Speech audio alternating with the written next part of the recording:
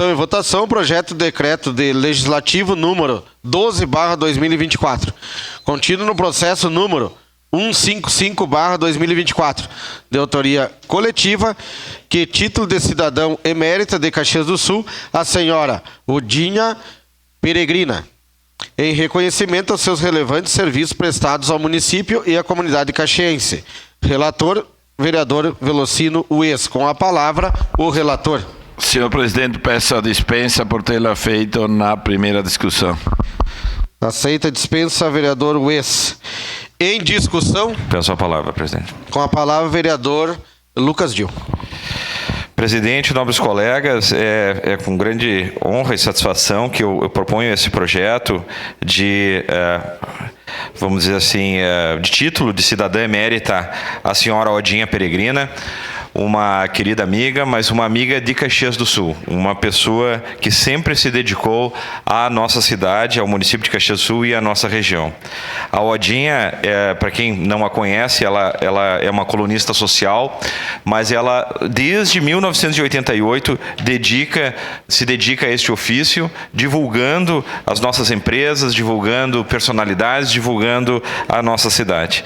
E ela foi uma das pioneiras justamente no meio digital, né, a pioneira no Brasil. Seus textos, publicados em diversos jornais e revistas, têm contribuído significativamente, né, para as nossas entidades e a nossa comunidade caxiense. Além do seu trabalho como colunista, Odinha foi uma ativa colaboradora de diversas entidades, incluindo a Federação Brasileira de Colunistas Sociais, a FEBRACOS, a Associação dos Colunistas Sociais do Rio Grande do Sul, a ACORS, e a Associação Brasileira de Mídia Eletrônica, a ABIME, e a Associação Brasileira de Comunicação e Colunistas Sociais, a ABRACOS.